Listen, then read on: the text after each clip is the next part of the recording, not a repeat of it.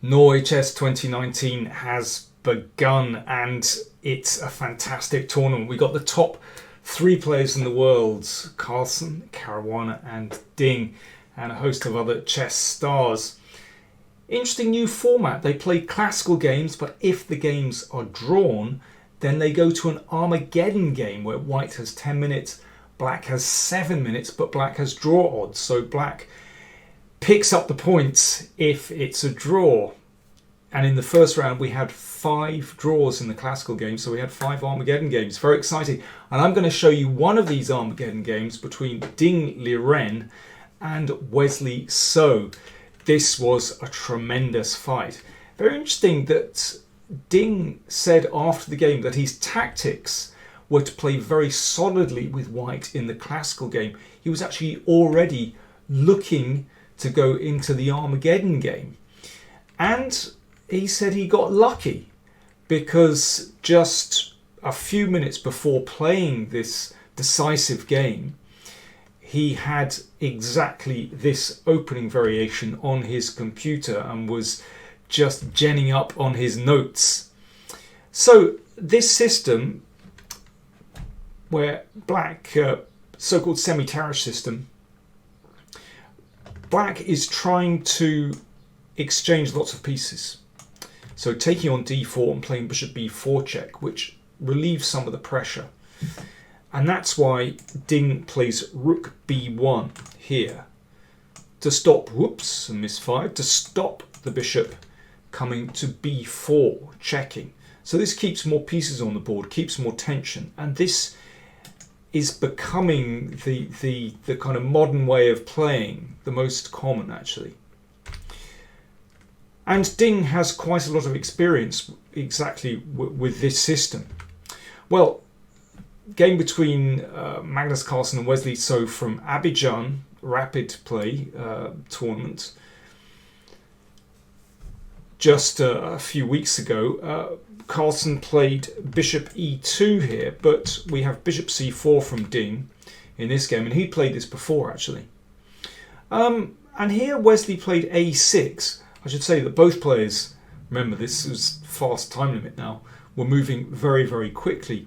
Wesley played a6, which instinctively I don't like actually, because I think it weakens squares along the b file. I mean, Ding has faced knight c6 and b6 before, and I think that's a more solid way for black to play, a more reliable way. But anyway, queen c7, so obviously threats to exchange here and hitting the bishop, so the bishop drops. Now Ding previously has played bishop d3 against Kramnik, but that didn't work so well because the bishop got hit very, very quickly. So this time bishop e2, and bishop b7 attacking this pawn. Now we've had queen d3 here previously to defend that pawn, but Ding went back with the bishop to d3. Okay, so there's a lot of toing and froing here. It's quite subtle.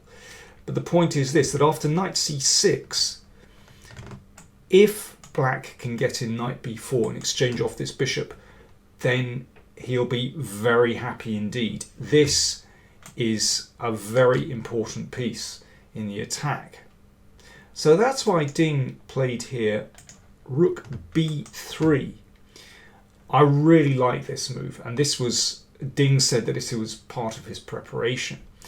So the big idea is a very blunt idea, is to put the bishop back here, get this knight out of the way and swing the rook across, possibly with a pawn sacrifice with d5, possibly e5 as well. So Wesley takes no chances and pushes the rook off the third rank. I think that's sensible. And the other thing, sorry, before I go on, the other thing about rook b3 is, of course, that after knight b4, then it allows the bishop to drop to b1, so the bishop is safe. So knight a5 pushes the rook from the third rank, and actually the knight isn't doing too much here, so it goes back. So what's the rook doing here? Well, not a lot, but Ding redeploys to d2. Now it looks slightly odd at the moment, blocking the bishop, but actually that bishop comes to b2 and finds a very nice square there, protecting this pawn and looking through to the king. And here is where the position explodes. I mean, this maneuver with rook b3 back to b2 and then to d2 looks a bit odd, but actually the position of the rook has improved greatly. Instead of being in the corner, it finds actually a very useful role in the middle of the board. So d5, and things really kick off here. So this is all about opening the diagonals for these bishops so that they're just drilling down across black's king. It's very dangerous. So, for example, if the pawns are taken here, can play e5, but Ding said he was going to do this. And after knight b4, simply bishop e4, and again those bishops are just blasting down towards the king. So that pawn is secure. See, the rook plays a nice role there. It's very dangerous. You can see that there are basically no minor pieces, apart from the bishop, around black's king to defend. So you can see how unpleasant that could be. So after d5, Wesley played knight b4, attacking that bishop. Got to keep that bishop, so it just drops back. Pawn takes pawn, but of course, in this case, if white captures, then black simply takes the pawn. But now we see the big idea, e5. So that keeps the position closed in the center, and this pawn is a very useful soldier. We can push him forward to break up black's king position. This kind of sacrifice is so typical for this pawn structure. There's a famous game played between Polagevsky and Tal, where Polagevsky employed exactly this pawn sacrifice and blew Tal away with a bishop takes h7 killer sack. It's a wonderful game. I'll have to show that one on the channel soon. So very logical. You can see the diagonal is open for this. So Wesley closes with g6. And here actually the best move is just to keep going with that pawn to open up the king side. And after this, white is 2 pawns down, but all the pieces come into play so quickly. You can see these bishops looking great with the queen as well, and white has a really powerful initiative there. But Ding played rook e1 also looks very logical to support this pawn advancing. But actually it gives black the chance to counter with d4, e6, and here it looks very unlikely, but in fact Wesley is still okay if he exchanges on e6. He could take here and play this, knock the rook out of the way, and play bishop f6, and black has some kind of a defense there. You can see, although the king has opened, at least this bishop is controlling this diagonal, this bishop controls the other diagonal, and that queen, if necessary, can swing across to defend. But understanding that when basically you're playing a blitz game is very difficult indeed. So Wesley played what looks like the most natural move, and that's to play f6 to try and keep things closed. But in fact, well, let's see what happens. Knight takes. The knight came back, of course. Wesley is desperate to exchange pieces, and now a fantastic move from Ding. Remember, this time control, you know, they're moving really quickly, and to play a move like this is very brave. With hindsight, it all seems clear, but it's great stuff, and shows Ding's natural instinct for attack. It's interesting that he after the game, he actually was saying, "Is this sound? Is this sound? You know, what's the computer say about this?" You know, it's his first reaction after the game. He couldn't be absolutely sure, but it is completely sound.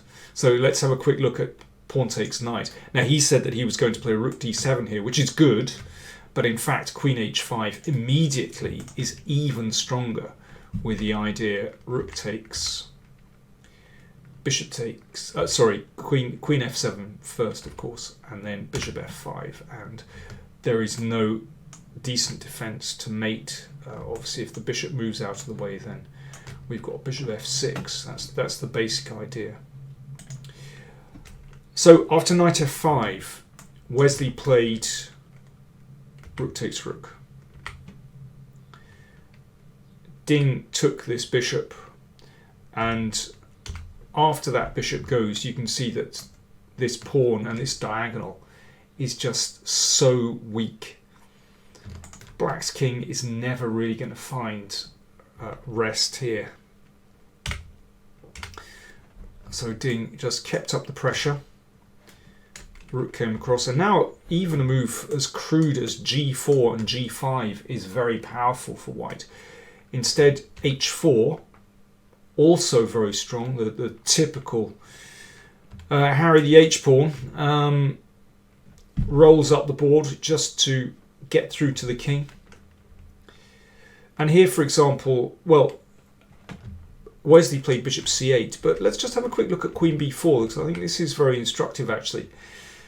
Here, queen b4, and in fact white can exchange queens, and this endgame is still fantastically strong. So the threat to play g5, so the king drops, and now just h5. And these bishops are still incredibly powerful. So if, let's say, pawn takes and bishop c6, then h6 I really like, with the simple idea of king h2 and then put the rook across to g1 and enter in on g7. And black's pieces just have no answer to this invasion. Bishops are powerful. I love it when we see them right across the other side of the board, but having this massive influence over the king side. So back to the game. h4 just played. Bishop c8. h5, we certainly don't need to fear. Bishop takes, which will just land in a terrible pin here. Knight e5, well, this is the last hope that somehow exchanging some pieces and offering a pawn will somehow assuage white here, but no, of course. There's no need to take a pawn, let's just sack and exchange. And this is completely winning. If the rook interposes, well, you can win a piece straight away with h6, but it's even better to defend this one first and then play h6, and we take the rook after. So after queen takes, Wesley played king h6. Of course, by this time he's running very short of time. The king can go back, but queen h8 is mate. So king h6, and Ding understood that this was checkmate. Check, and queen g3. Of course, he saw this very quickly. And here Wesley resigned the game. The king is about to be checkmated. Well, I thought that was just a tremendous attack from Ding.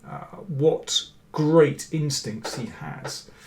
But very interesting to see that he basically, even before the classical game, he was kind of prepared himself mentally for this Armageddon game. So yeah, let's see what happens in the tournament, whether everyone just plays for these Armageddons or whether they want to, keep fighting hard in the classical games. The players get 2 points for a win in the classical game. If it goes to Armageddon, then the winner gets 1.5 and the loser gets half. So there is still a bonus for winning a classical game, but let's see how many try. Right, remember, if you want to subscribe to the channel, click on the subscribe button, and if you want to support the channel, then do click on the links to either PayPal or patreon.com. We'd appreciate that. Thanks very much for watching.